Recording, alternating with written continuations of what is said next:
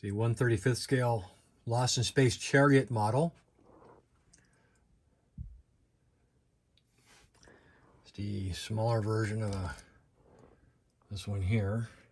Did a terrible job on that one. The paint job was terrible. And then it fell prey to the great shelf collapse of 2021. I'll go back to this one here. It's 1/35th scale. It's a common tank scale. There's a model for Bradley there.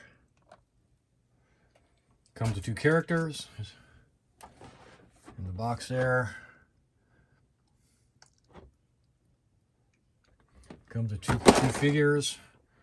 One's driving, the other one there. It also comes with the robot. So that is the Lost in Space Chariot.